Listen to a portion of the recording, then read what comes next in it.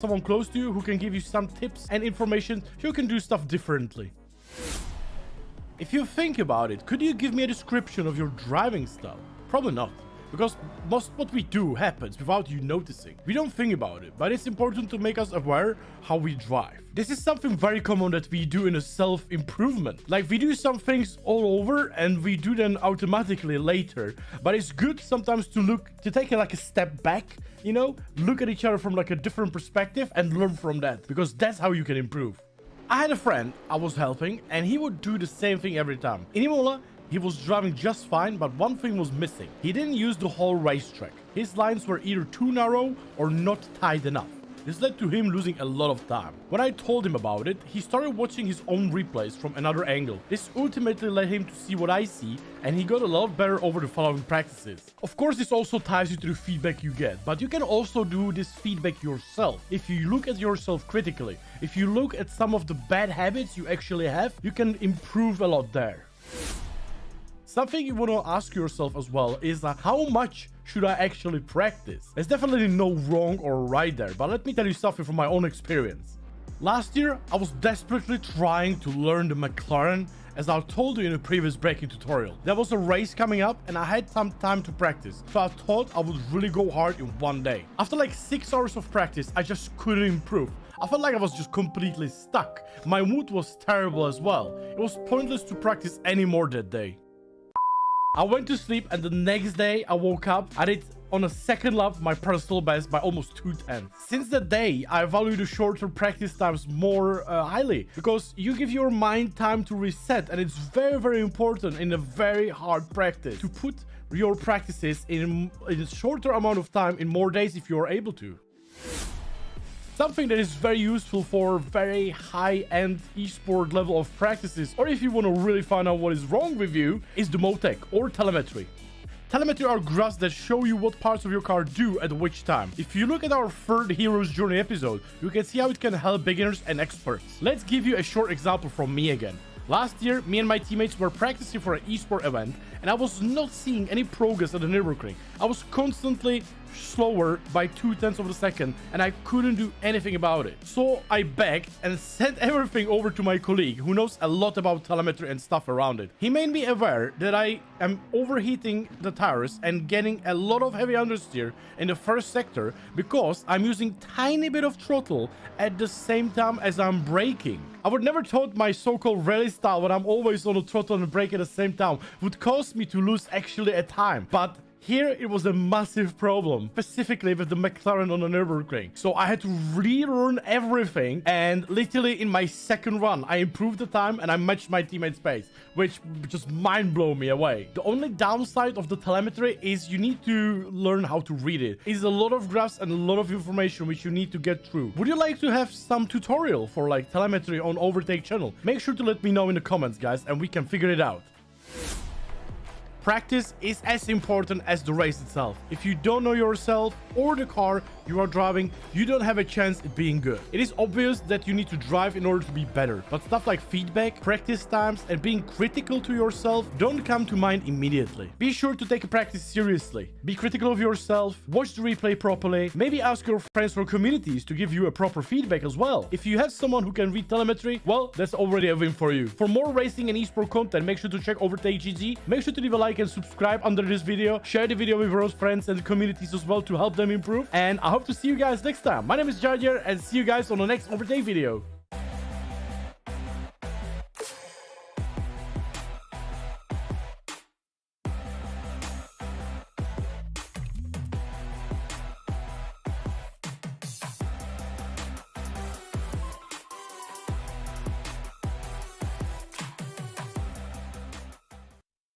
Hey guys, today I want to go through a few tips that should help you become become faster on a new track in a shorter period of time by following just a few rules of thumb really that should apply to any track on which you run with the GT3. Most simple thing is thinking about Monza T1 first as a good example. This is most likely the straight where the cars are going the fastest, followed most likely by the slowest corner afterwards in comparison, which means the speed delta from Vmax on the straight to Vmin in the corner is the largest on Monza, I think, that we have on any track in ACC. At least I can't think of another corner that is as extreme. Maybe Mount Panorama, 280 something on the end of the straight, but the corner afterwards is not as slow as Monza T1. It's quite a bit quicker, so the speed delta there might not be as harsh, so the braking point could probably be a tiny bit later. Anyway, back to Monza. And in turn 1, with any GT3, no matter if the cars are half a second or a second even apart over a lap, most of the braking points and acceleration points, epic points, lines through the corners between all cars will roughly be the same. And in Monza turn 1, we know, which is now the harshest braking we have in the game, the braking point is roughly going to be 150 or 160 meter-ish, right? So if you want to play it safe, coming to a new track, be sure to find the 100 meter board, and this is the earliest braking you need to do in the entire game. There's no need ever to really look for the 200 meter board or for the 250 meter board. They are there, but they're largely irrelevant. Just stick to the 150. That's going to be your latest or earliest braking point you will ever need. Most of the corners, except for Monza T1, will most likely be able to be approached with a later braking point as such. Then the other thing is, if the track is really new, a lot of you might already know this, some might not, so here's that thing. If there is a right corner ahead, then in, let's say, 90% of the cases, the braking markers will be on the other side of the track. So if you see the braking markers on the left, that's because you're supposed to brake on that side, so you see the boards better. And that's the next thingy, right? If you don't know what corner is coming, try to seek the boards in the distance, and they'll most likely tell you, okay, the board's on the left, so there's a right corner ahead. Very simple. Then maybe taking it one step further would be, let's say we have very rare of these situations like Monza or Mount Panorama where we're really looking for the roughly 100 meter braking marker. Most of the corners will probably live with the 100 meter board, or 110 or 90, around that. I'd say the majority of corners you'll still be fine with a 100 meter board. There's only going to be very few where you're actually braking at the 50 or 75 meter distance. Then there might be corners where the boards are missing entirely. Either someone took them out or they never existed in the first place, and then we need other reference points on the track. One thing that is always there in ACC, once the track is rubbered in, you have this ideal line. And yeah, more often than not, you'll see the ideal line become a little more dark, maybe become a little wider, exactly where your braking point is roughly going to be. So this is a second kind of good idea of where to place your initial braking point for testing. Sometimes going to be a bit too early, sometimes going to be a bit too late, but for your first laps on a new track, this is probably already a good idea. Then, of course, once we got that rough braking point sorted, those rules of thumb, then we want to go a bit further and actually talk about the few different lines and types of corners that are actually available in the game. And without talking about a particular corner, so we can say a few rules that will most likely lead you through every corner. Of course, in the first lap, it's not going to really make sense because you first have to see how long is that corner, how tight is that corner, what's the speed I can carry through there. But once you get 2 or 3 laps in, then it's about time to figure out, okay, what is probably the best line through that corner. And the rule of thumbs here are, the more degrees a corner has, the later the apex is going to be. Also, the longer the straight afterwards is, the later the apex is going to be. Thing being is, the longer the straight is, the more focus you should put on being fast on the straight, and that's done better when the car is more straight for the exit already, so you can pick up more speed because the rear tires are not fighting with traction too much. I guess also the apex placement, that the longer the corner is, the more you want to emphasize that short straight afterwards, is pretty much also a bit of an ACC thing, just how the game eventually works, that it kind of just helps most of the cars on acceleration when they don't have to do too much rotation in that phase still. So you're going to place those apex mostly a tiny bit behind the middle of the corner.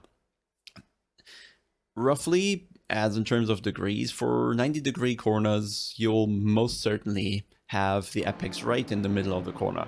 Anything less than 90 degrees, definitely have the apex mostly in the middle of the corner. And the more you're going between 90 and let's say 170, 180 degree, the more likely you're gonna have one late apex. But the closer you get to the 180 degree corner or even above, the more likely it becomes that a double apex approach is actually going to be the fastest way through such a corner. And then there's only really one more thing you have to know for approaching any type of track. That is the slowest point in a corner, and can't be emphasized enough really. Slowest point in the corner means, and I really mean point, that there is a single point in the corner. Make it endlessly small, okay? There is a point where the car is going to be the slowest, which means up until this point, the car is going to slow down, and from this point, the car is going to be accelerating again, which also means when this is a single point with the slowest speed, and the speed up until this point is decreasing, from this point it's increasing, there should never be a phase where the speed is really steady throughout a corner. The longer the corner is, the less steep the curves will be approaching this slowest point, but it's still certainly a point. Maybe it doesn't look as edgy anymore, as pronounced anymore, but you'll certainly want to be slowing down until this point and accelerating away from this point. The slower the corner is, the more pronounced that point will be. The longer the corner is, the less pronounced that will be, so to say. So just give you a few rough markers, but of course we also want to go through the data to really show this, and this is also part of why we have developed Popometer, because all this talking is kind of nice, but really putting it, or perceiving it visually is going to offer hopefully a lot more value. So you'll just head over here to Hungary because it has a huge variety in corners, and I'm just trying to tell you where to actually look. We almost, for this one, we don't really need the pedal chart here, or also the steering is not really that important. What we're really looking for, let's zoom into corner 1 here, is what I mean by the slowest point in the corner. You can see here in the middle, up until this point, like something like 72 kilometers, the speed is going to come down. It either comes down from harsh braking, from trail braking, from very little trail braking, or from a slight coasting phase, which in this case is missing because we want to keep working the car. This is a thing that has happened since the patch 1.8. The cars don't really like coasting anymore. They have to be constantly worked in a lot of corners, not all of them. So, and you can see where the slowest point now is here happening. It's just about still in, when the throttle is being pushed down. Okay, so there's the turbo lag, right? So the car still slows down while you're already on the throttle, just to explain that. And you can see over on the map that the slowest point is, somewhere here. And if we mark that, and if we kind of extend our tools here a bit even further, sorry, it's just loading that second, we can see, let's take the corner in the middle, and that's something like this. Maybe, and you can see the slowest point in the corner is still slightly before the middle of the corner. While the other thing that we're looking for, which is the apex, I'd say is at least slightly behind the middle here, right? There's probably, this is a corner where there's huge variety because the braking is really tricky. Sometimes you'll be on the inside a bit earlier, sometimes you'll stick to the inside a little longer, but more or less, because the corner still keeps going here, you're looking at a late apex, and because the speed is really low in the corner, like 70 kilometers, we want that late apex. We don't want the car to having to rotate too much on corner exit, so we're trying to get this car straightened up here and not need a lot of steering angle down here once we're in that acceleration phase. We really want the rear tires to be able to put all the power into the ground to speed the car up. That's why we tend to place the apex a tiny bit later. Let's move on here.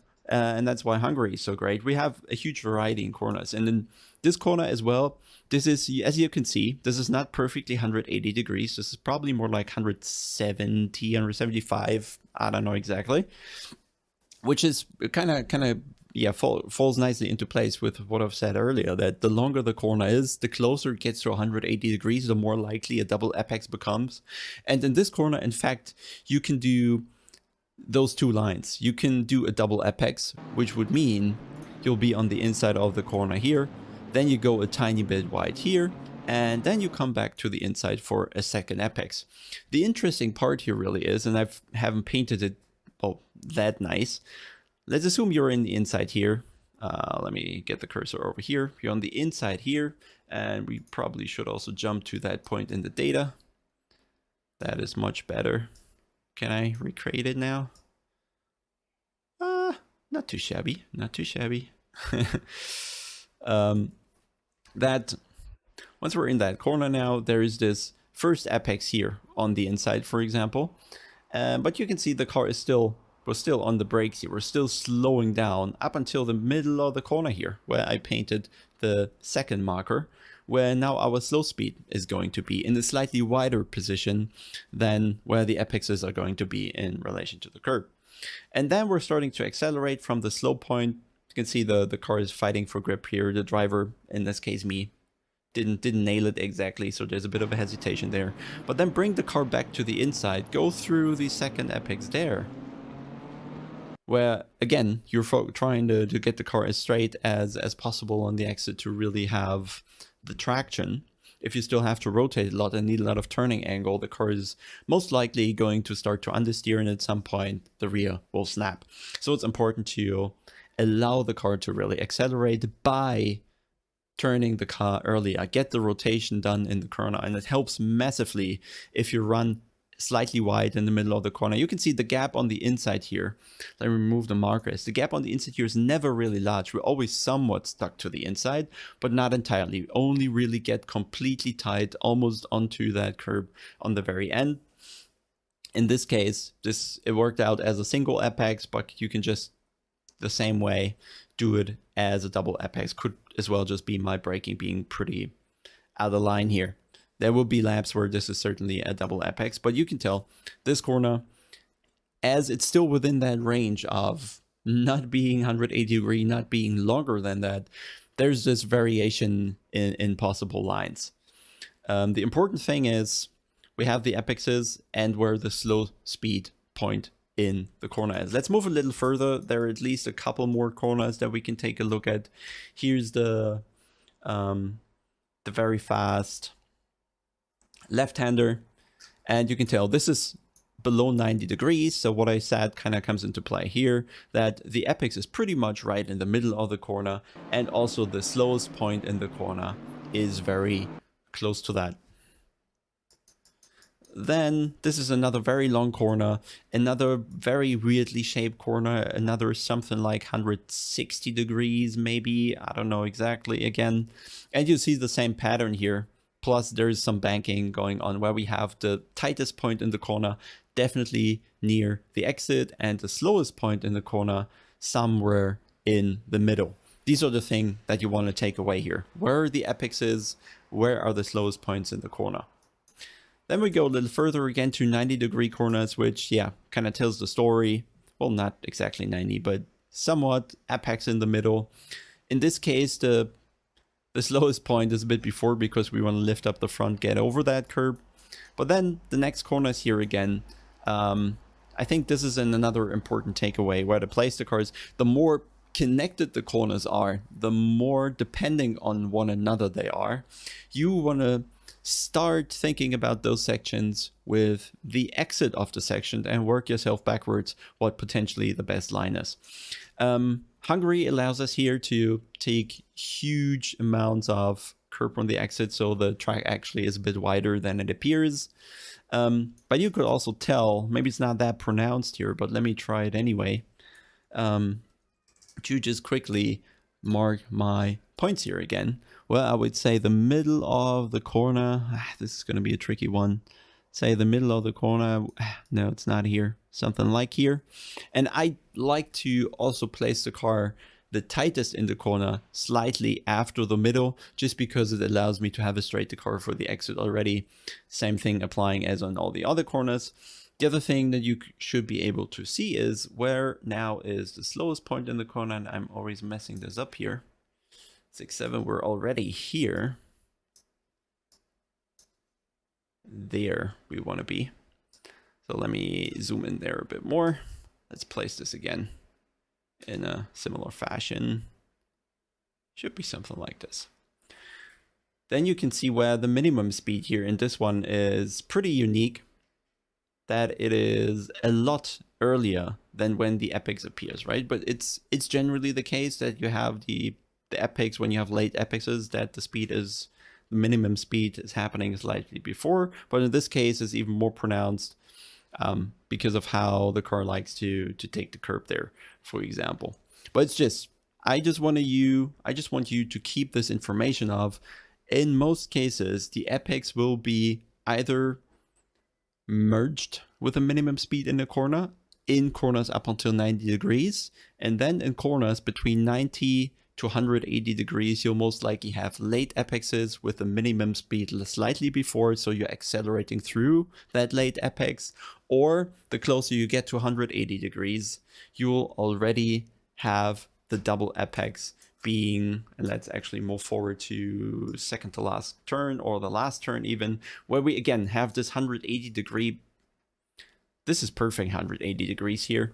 And the more likely the double epochs becomes, where you again have one tight point in the corner. Here again, I didn't nail it as perfect as I wanted to. Then you have a far away point from the inside of the corner. Then you have a second tight point in the corner, while the far away point is also your minimum speed in the corner, or at least very close to that. Okay, this is what I want you to take away here. And the nice thing here with the Popometer is, and why we really did this, is to allow you to compare in detail. And this is going to be, let's go again for the second to last corner. Now we can really differentiate those lines, and we can see the different approaches towards the corner. And in the end, you'll be able to see where time is lost and gained in this new chart that is then popping up right on top of all the information here.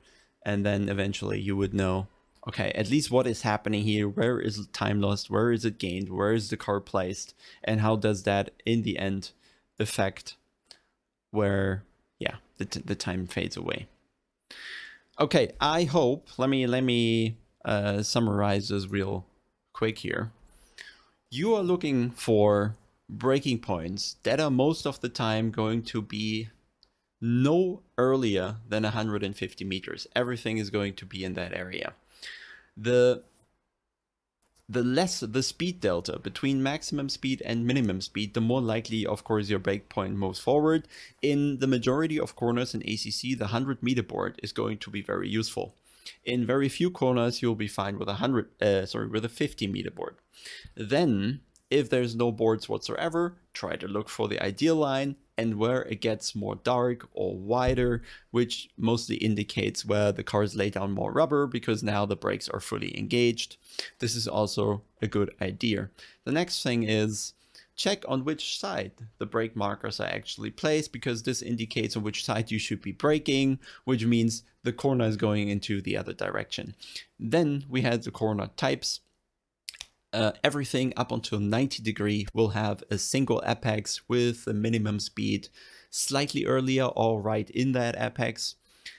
Everything from 90 degrees to 180 degrees is going to have late apexes, most likely, with a minimum speed most likely before you hit that late apex. And then the closer you get to 180 degree or more, it is much more likely you'll have a double apex approach where you're tight initially, slow in the middle of the corner, and then accelerate through a second apex with a straightened up car through the exit of the corner.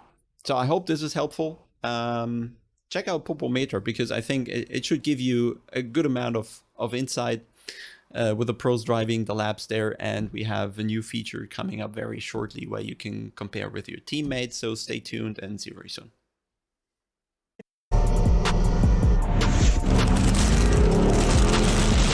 Oh, Seymour!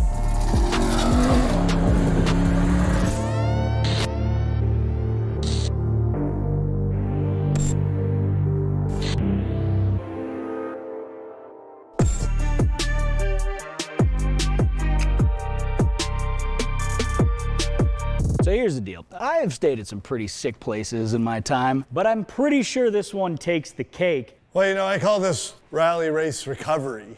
So coming directly from a race last weekend where Alex and I won Oregon Trail Rally.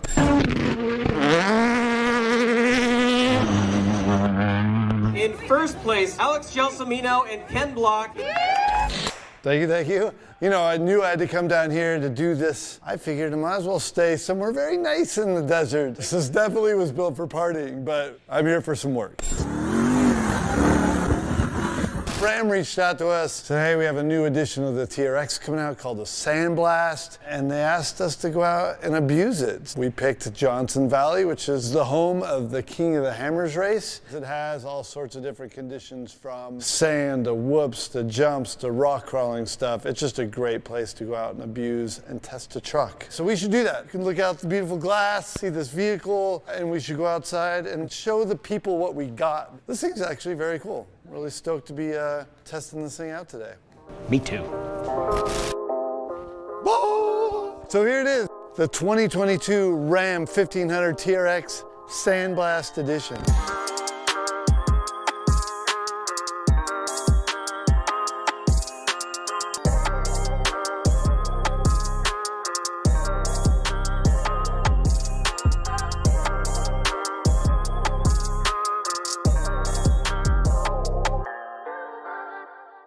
I got a TRX a couple months ago to do testing. I gotta say, I'm very impressed. I live in the mountains, you know, have dirt bikes, mountain bikes, snowboard, move the occasional stuff around for family, the wife. It's very quick, got a lot of power. The fit and finish and design of the interior is very nice. And of course, it is basically a supercar that can carry stuff in the back. I really love the fact that, you know, companies like Ram are making these beautifully detailed, powerful, but very functional vehicles. Hell yeah, me too. You know why? Ram decided to keep a V8 in there, a supercharged one. Wait, are you gonna spit some facts? I mean, I'm willing to spit it. You take this, you take this. You see this baby right here, packing a 6.2 liter supercharged Hemi. That's right, putting out 702 horsepower, 650 foot-pounds. Here's the kicker. It's really easy to get these things to 1,000. Ask me how I know.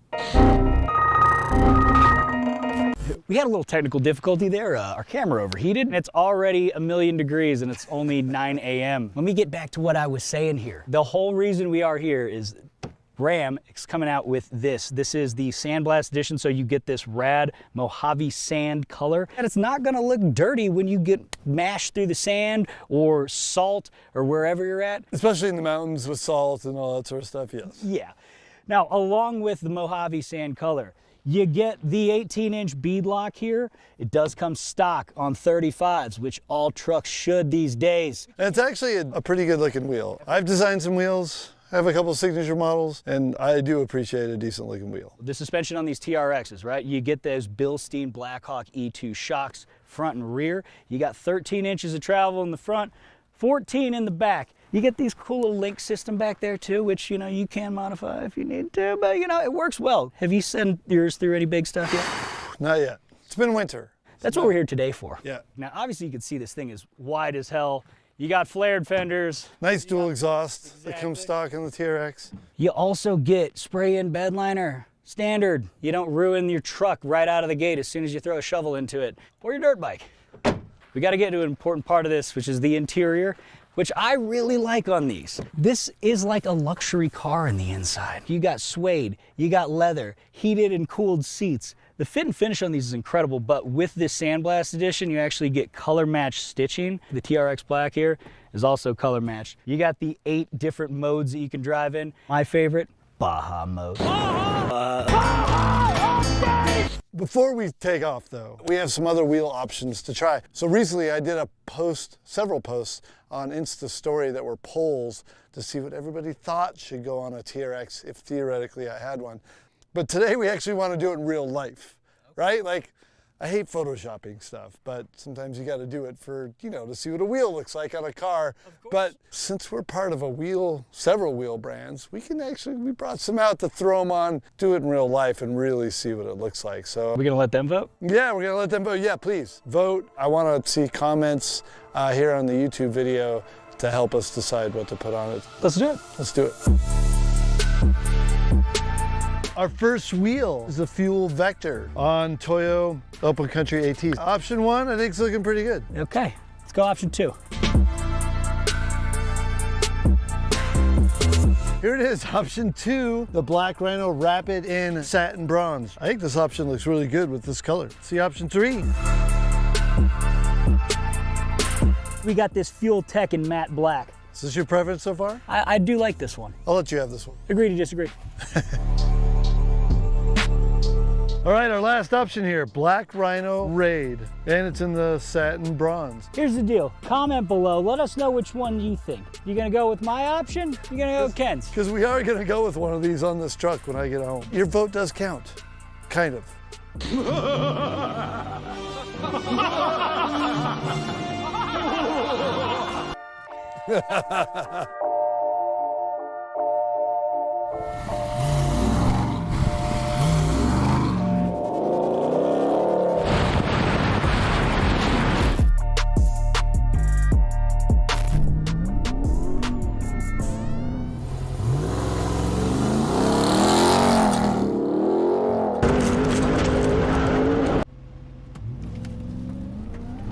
Oh, Well, that's nice. damn. That's really easy. So what does launch control do? It helps you launch? Well, yes. You put it in launch mode, apply the right amount of brake to get the brake pressure so the truck won't move, and then you go full throttle. And the engine management puts the truck into the right RPM to therefore go for that perfect launch. So there you go, apply brake pressure. Look at that, it even shows the brake pressure. Apply full throttle, perfect RPM.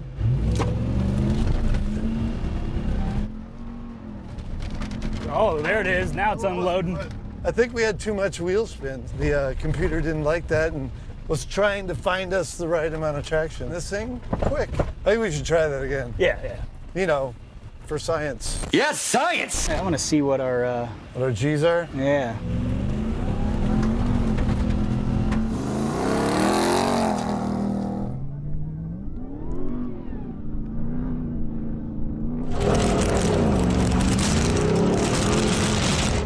Nice. Damn, 1.19 G's of acceleration on loose surface. Hell yeah. That's pretty amazing. That's pretty cooking. All right, Zach, let's go find something else to play on. Let's go do it.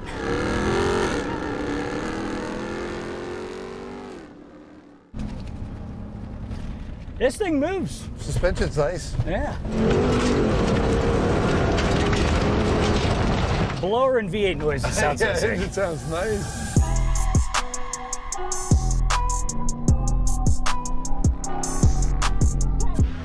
Thus far, we've tested the launch control. Works great. So now, we found a little sand dune.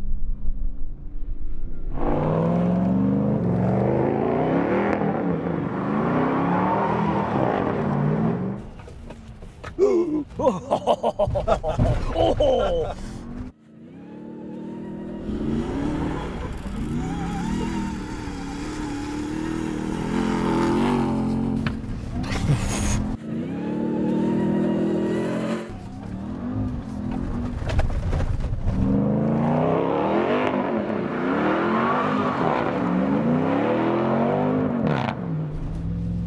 Oh yeah, there we go.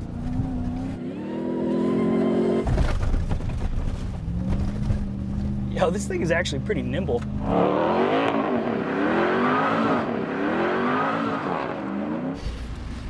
I tell you what, sombrero's probably not meant for riding inside of vehicles.